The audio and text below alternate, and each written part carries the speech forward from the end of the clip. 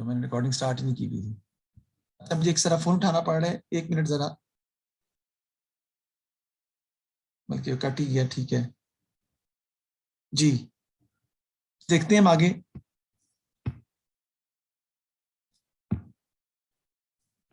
क्या किया जी, मैंने सबसे पहले बात की मैंने गुड्स के हवाले से। Goods purchase for resale purpose are called purchases and purchase are always debited. Goods are those things for which we are basically we are going for the business, इसका हम बिजनेस कर रहे हैं, हम रोज वो खरीदते हैं और बेचते हैं। Goods sold are called sales and sales are always credited. Goods purchased and returned back to supplier because of defect damage are called return outward या purchase return कहते हैं और वो क्रेडिट होती हैं। Goods sold and returned back to us because of defect, because of damage, not according to specification are called sales return और sales return हमेशा debit होती हैं, रिटर्न इनवर्ड भी कहते हैं इनको, और वो डेबिट होती हैं। पहली एंट्री मैंने आपको बताई थी कि आपने क्या किया है, हमने रिसीव किया है कैश, कैपिटल बिजनेस में इन्वेस्टमेंट हुई है, cash has invested in the business, तो वो हमने रिकॉर्ड करना है। तो कैश हमारा एसेट है, एसेट इंक्रीज हो रहा है डेबिट हो जाएगा, और कैपिटल आपका क्रेडिट हो जाएगा, क्योंकि कैपिटल जब इंक्रीज करता है तो क्रेडिट होता है, कैश जब एसेट है इंक्रीज होगा डेबिट हो जाएगा। फिर हमने bought goods from W Young किया ऑन क्रेडिट, तो परचेजेस डेबिट हो जाएंगी, whenever goods are purchase we debit purchases, और डब्ल्यू यंग क्रेडिट हो जाएगा, हमारी लायबिलिटी है क्योंकि हमने अभी तक पैसे अदा नहीं किए, तो increase in liability credit, we are yet to make the payment 420। फिर हमने रेंट एक्सपेंस पे किया बाय कैश, तो रेंट एक्सपेंस डेबिट हो जाएगा बिकॉज एक्सपेंसेस ऑलवेज डेबिट, और कैश के एसेट डिक्रीज आ रहा है वो क्रेडिट हो जाएगा 870 से। फिर आपने 12,500 of the cash of the business into A bank account में जमा करवा दिए, paid 12,500 of the cash into A bank account, तो बैंक का एसेट इंक्रीज हो रहा है वो डेबिट हो जाएगा, कैश का एसेट डिक्रीज हो रहा है वो आपका क्रेडिट हो जाएगा। नेक्स्ट एंट्री हमने की है sold goods on credit to D number 192, चीजें बेची हैं आपने, तो whenever goods are sold we credit sales, sales तो क्रेडिट होनी है, तो सेल्स क्रेडिट कर देंगे 192 से, डी नंबर डेबिट हो जाएगा क्योंकि हमने उससे पैसे लेने हैं अभी, तो हमारा क्या है, रिसीवेबल, अकाउंट रिसीवेबल है, एसेट है, इंक्रीज हो रहा है तो डेबिट हो जाएगा 192 से क्योंकि हमने पैसे भी वसूल करने हैं। नेक्स्ट आ जाएगा bought stationery 85 paying by cheque, question आपके पास है, स्टेशनरी आपका एक्सपेंस होता है, डेबिट हो जाएगा, स्टेशनरी आपका एक्सपेंस है, टोटल हो जाएगा हमारा, डेबिट हो जाएगा, अमाउंट कितनी है जी 85, क्रेडिट हमारा क्या होगा, bought stationery by cheque, whenever the payment is paid through cheque we will credit bank, bank credit होगा आपका, कैश क्रेडिट नहीं होगा क्योंकि जब आप पेमेंट कर रहे हैं कैश के थ्रू, बैंक सॉरी चेक के थ्रू, तो बैंक को क्रेडिट करेंगे, कैश को क्रेडिट नहीं करेंगे। नेक्स्ट आपकी आती है कैश सेल्स 312, कैश सेल्स का मतलब होता है good sold for cash, cash sales का मतलब है good sold for cash, cash आपका डेबिट हो जाएगा, अमाउंट कितनी है जी 312, सेल्स आपका क्रेडिट हो जाएगा because whenever goods are sold we credit sales, वो क्रेडिट हो जाएगा, कैश टू सेल्स की एंट्री बन जाएगी। नेक्स्ट है जी आपका goods returned by us to W Young 54, देखिए हमने पहले डब्ल्यू यंग से चीजें खरीदी थी 420 की, ठीक है जी, इसमें से कुछ चीजें खराब निकली which are damaged और डिफेक्ट उसमें था, and now we are going to return them to supplier, उसकी एंट्री हम पास करेंगे, गुड्स रिटर्न की एंट्री क्या होगी, सप्लायर या ट्रेड पेबल डेबिट हो जाएगा, और उसका नाम क्या है डब्ल्यू यंग, जब नाम दिया हो तो हम उसका नाम यूज कर लेते हैं, और क्रेडिट आपका क्या होगा, सॉरी डब्ल्यू यंग को चीजें हमने वापस की हैं मेरा ख्याल है, हाँ जी, तो परचेज रिटर्न जो है वो क्रेडिट हो जाएगी क्योंकि आप परचेजेज नहीं हो रही, परचेज रिटर्न हो रही है, परचेजेज रिटर्न को हम क्रेडिट कर देंगे इसे 312 से, डब्ल्यू यंग सॉरी 312 नहीं 54 से, डब्ल्यू यंग डेबिट हो जाएगा और 54 से क्रेडिट हो जाएगा आपका परचेजेस रिटर्न। देखें एक्चुअली परचेजेस की एंट्री के बिल्कुल उलट एंट्री है ना, ये फर्क सिर्फ ये है कि परचेजेस क्रेडिट नहीं होगी, परचेजेस रिटर्न क्रेडिट होगा, because whenever goods are return back to supplier we use the account purchases return, और रिटर्न आउटवर्ड क्रेडिट होता है, आगे है जी, sold goods on credit to J Harper 212, चीजें बेची हैं आपने जे हार्पर को 212 की, उसकी एंट्री पास कर देते हैं। जे हार्पर जो है वो डेबिट हो जाएगा, सेल्स आपकी क्रेडिट हो जाएगी 212 से, 212 से सेल्स क्रेडिट हो जाएंगी आपकी, जे हार्पर डेबिट हो जाएगा 212 से। जे हार्पर टू सेल्स, हम इसकी एंट्री पास कर लेंगे। अब ये कैसे है जी, whenever goods are sold we credit sales. J Harper हमारा क्या है जी, ट्रेड रिसीवेबल है, हमारा ट्रेड रिसीवेबल इंक्रीज हो रहा है, तो इंक्रीज इन ट्रेड रिसीवेबल डेबिट, क्योंकि हमें उससे पैसे मिलने हैं 212, तो वो डेबिट हो जाएगा आपका, तो J Harper debit sales credit. आगे नेक्स्ट देखते हैं जी, paid for repairs to the building by cash 78, हम बिल्डिंग की रिपेयर्स पे कर रहे हैं 78 से, तो रिपेयर्स डेबिट हो जाएंगी आपकी 78 से, क्योंकि एक्सपेंस है, एक्सपेंस ऑलवेज डेबिट।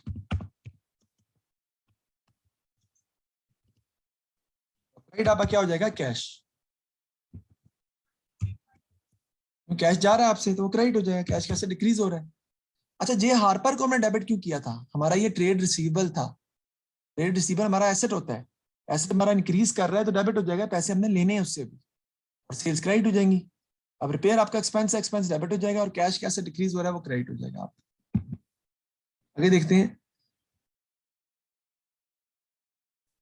आगे जी, D Amber return goods to S 31, D Amber को हमने चीजें बेची थी, ये लिखा हुआ है, उसने 31 की चीजें हमें वापस कर दी, तो उसकी हम एंट्री क्या पास करेंगे, सेल्स रिटर्न होगी आपकी डेबिट, क्योंकि whenever goods are return back to us, हम सेल्स रिटर्न को डेबिट करते हैं, और क्रेडिट आपका क्या हो जाएगा, डी अंबर क्रेडिट हो जाएगा।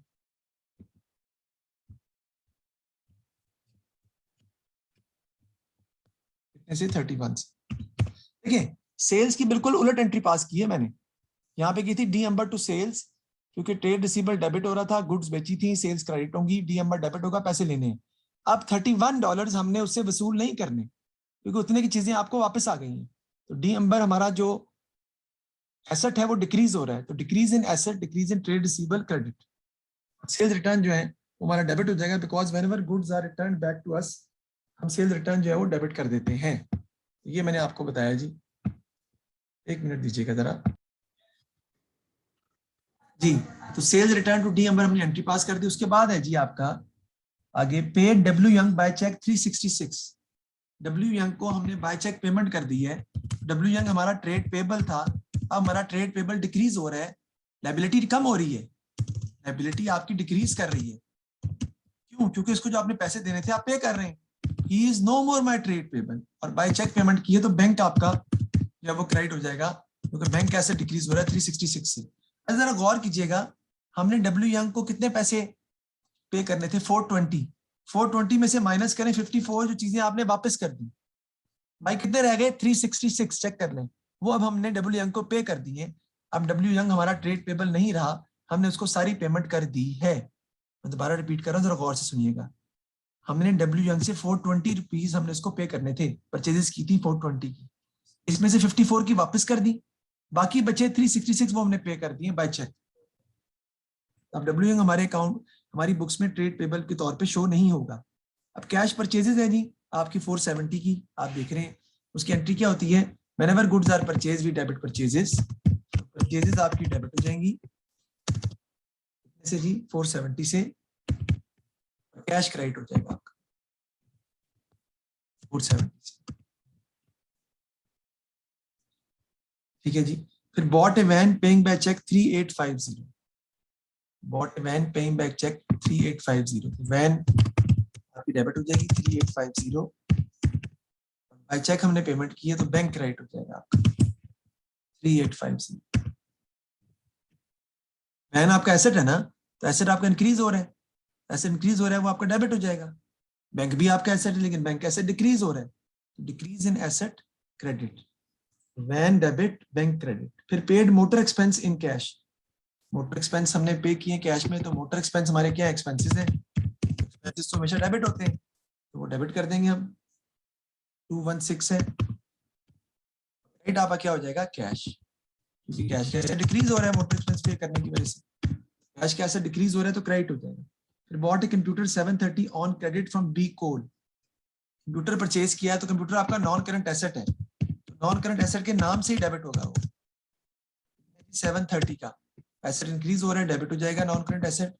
और आपने पेमेंट नहीं की तो बी कोल का वर्ड क्रेडिट होगा, क्योंकि हमने उसको पैसे भी पे करने हैं, तुम्हारी क्या वो लायबिलिटी है, लायबिलिटी क्या हो रही है, इंक्रीज हो रही है, इंक्रीज इन लायबिलिटी क्रेडिट, क्योंकि हमने उसको पैसे अभी अदा करने हैं, हमारी लायबिलिटी बढ़ रही है तो उसे हम क्रेडिट कर देंगे। तो एंट्री आपकी हो जाएगी कंप्यूटर डेबिट और बी कोल क्रेडिट। जी बताएं जी, इसमें कोई मसला है तो मुझे बताएं ताकि मैं रिपीट कर सकूं। Any problem? Sir sir sir मैंने बस पूछना था कि जो ट्रेड रिसीवेबल्स होते हैं वो हमारे एसेट्स बनते हैं और जो ट्रेड पेबल्स होते हैं वो हमारी लायबिलिटीज होती हैं, राइट? जी बिल्कुल ठीक है, ट्रेड रिसीवेबल हमारे एसेट हैं क्योंकि हमने उनसे पैसे लेने हैं तो वो डेबिट होते हैं, लेकिन जब पैसे मिल जाते हैं तो तब तो ट्रेड रिसीवेबल क्रेडिट होते हैं, क्योंकि डिक्रीज हो रहे हैं, बिकॉज एसेट डिक्रीज कर रहे हैं हमारे, वो ट्रेड रिसीवेबल नहीं रहे तो क्रेडिट। यस सर इसी तरह जब ट्रेड पेबल इंक्रीज करते हैं तो हमारी लायबिलिटी इंक्रीज करती है, क्योंकि हमने पैसे पे करने हैं तो वो क्रेडिट होते हैं क्योंकि लायबिलिटी इंक्रीज कर रही है। जब पेमेंट कर देंगे तो ट्रेड पेबल डिक्रीज हो जाएंगे क्योंकि लायबिलिटी डिक्रीज कर रही है तो डेबिट हो जाएगा। ठीक है जी। अब हम बनाते हैं जी क्या चीज के टी अकाउंट कैसे बनाते हैं उस पर बात करते हैं। तो T account is prepared for every single account. देखिए अकाउंटिंग साइकिल होता है, आपको बताता हूं।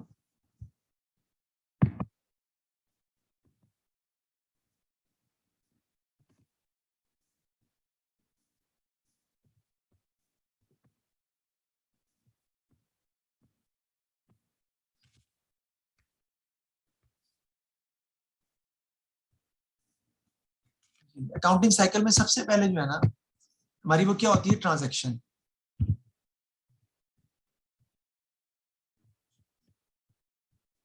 लिख लूं मैं,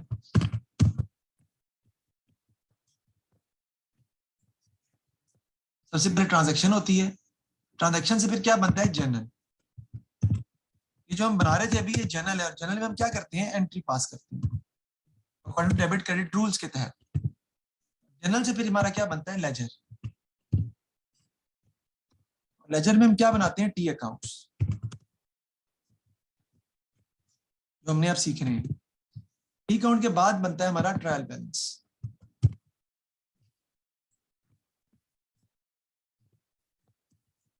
ट्रायल बैलेंस के बाद हमारे बनती हैं फाइनल अकाउंट्स।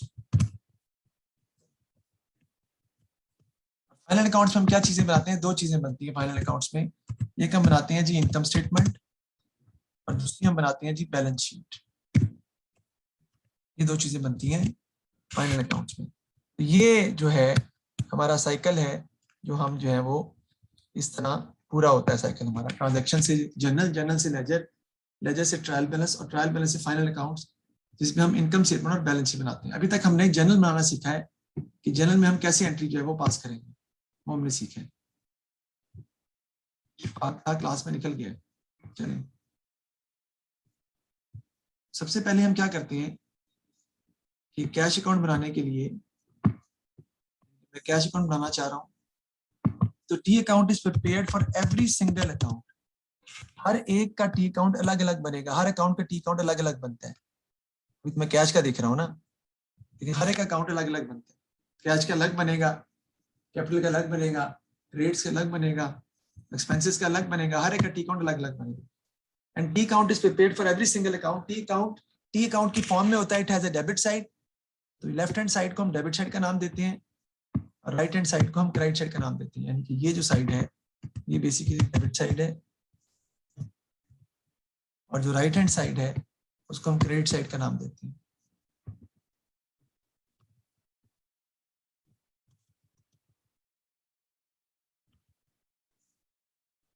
ठीक है जी। और जिसका अकाउंट हम बना रहे होते हैं उसका नाम कभी भी अकाउंट में नहीं आता। हम कैश अकाउंट बना रहे हैं ना, तो कैश का नाम नहीं आएगा कभी भी अकाउंट में। ठीक है जी। The amount will be written on the same side. अगर अकाउंट डेबिट हो रहा है कैश अकाउंट, तो हम अमाउंट लिखेंगे डेबिट साइड पर with the name of the opposite side, opposite side के नाम से। ये फॉर्मेट तो पता चल गया ना आपको। अब देखते हैं आगे कैसे हमें करना है सॉल्व।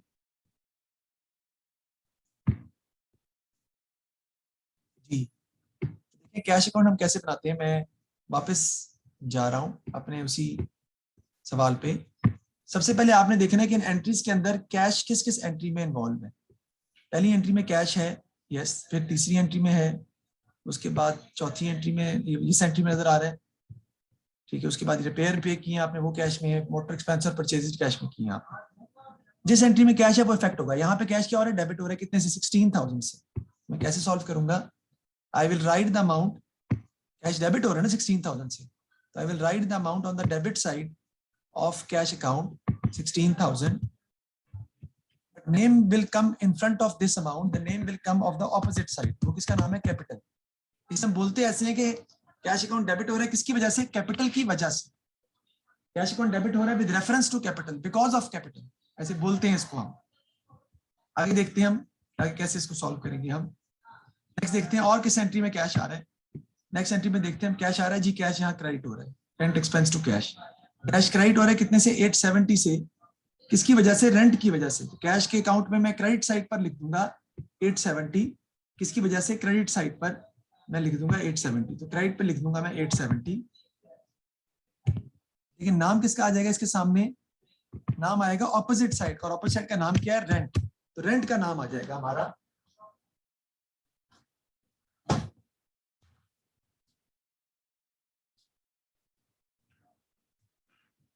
ठीक है जी।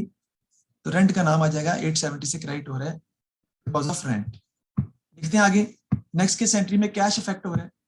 देखिए नेक्स्ट एंट्री में कहीं कैश है, इसमें तो नजर नहीं आ रहा कैश, हाँ ये कैश आ गया, cash to sales, cash debit हो रहा है 312 से। ऑपोजिट साइड का नाम क्या है, किसकी वजह से, सेल्स की वजह से। तो कैश डेबिट हो रहा है 312 से, तो I will write 312 on the debit side like here, लेकिन reference will come of the opposite side, वो क्या है, सेल्स का, सेल्स का रेफरेंस आ गया।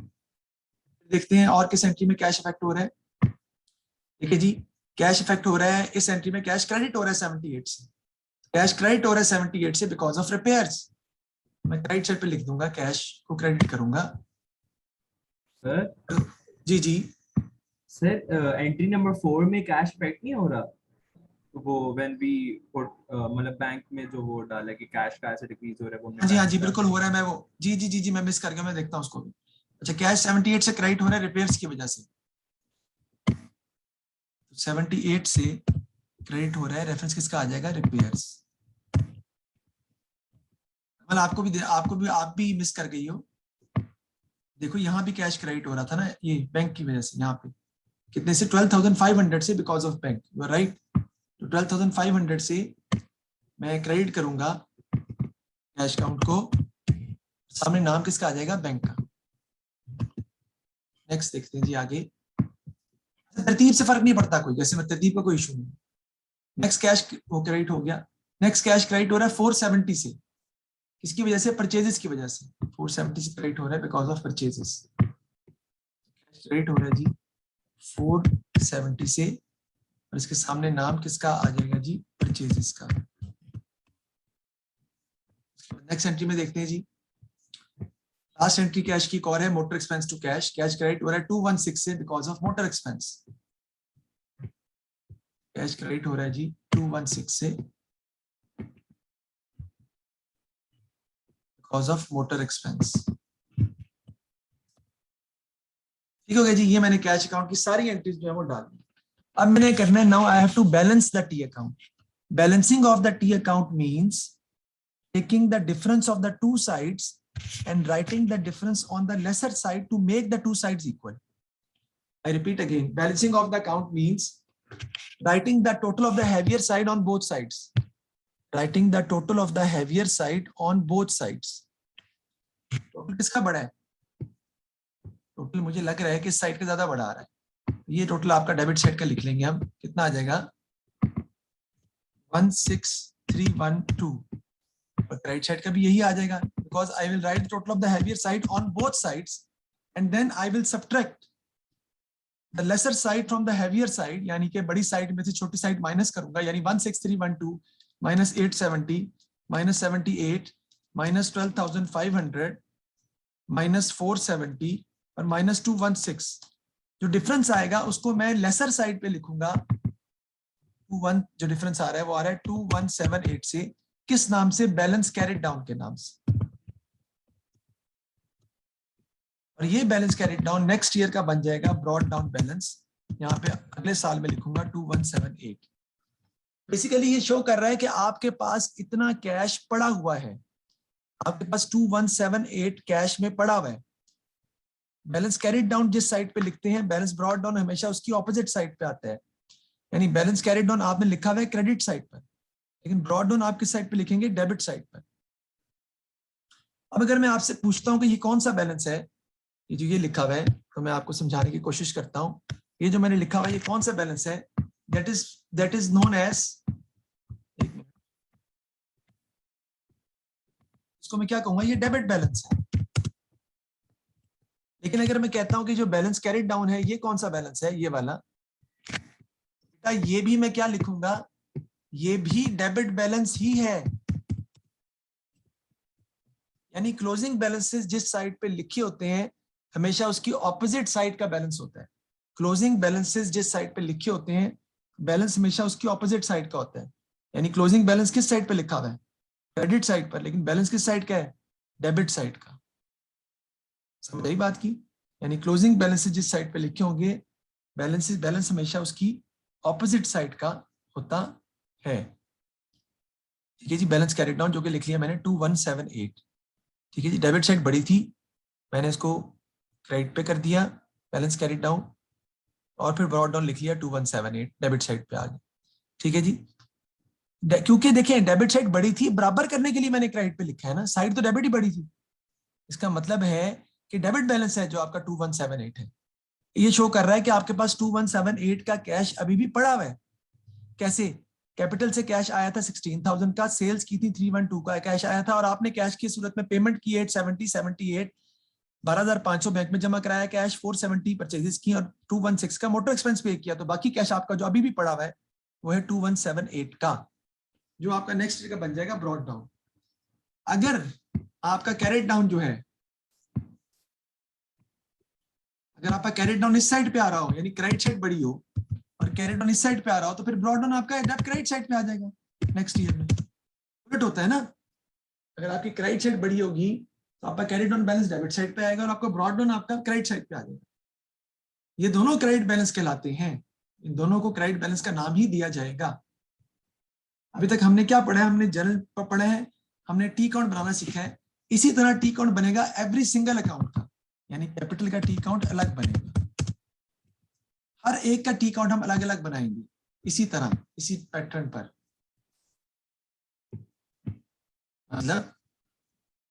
मतलब ये कैपिटल का टी काउंट अलग बनेगा, परचेजेस का अलग बनेगा, डब्ल्यू यंग का अलग बनेगा, रेंट का अलग बनेगा, बैंक का अलग बनेगा, डी अंबर का अलग बनेगा, सेल्स का अलग बनेगा, स्टेशनरी का अलग बनेगा, उसके बाद परचेज रिटर्न का अलग बनेगा, जे हार्पर का अलग बनेगा, रिपेयर का अलग बनेगा। ठीक है जी, सेल्स रिटर्न का अलग बनेगा, वैन का अकाउंट अलग बनेगा, मोटर एक्सपेंस का अकाउंट अलग बनेगा, कंप्यूटर का अकाउंट अलग बनेगा, बी कोल का अकाउंट भी अलग बनेगा। कैपिटल का अकाउंट अगर मैं बनाता हूं just for the sake of making you understand, तो कैपिटल का अकाउंट हमारा कैसे बनेगा? लेकिन कैपिटल जो है उसकी एक ही एंट्री है, कैपिटल जो है वो क्रेडिट हो रहा है 16,000 से, तो मैं कैपिटल का अकाउंट जो है वो बना लूंगा। कैपिटल जो है वो क्रेडिट हो रहा है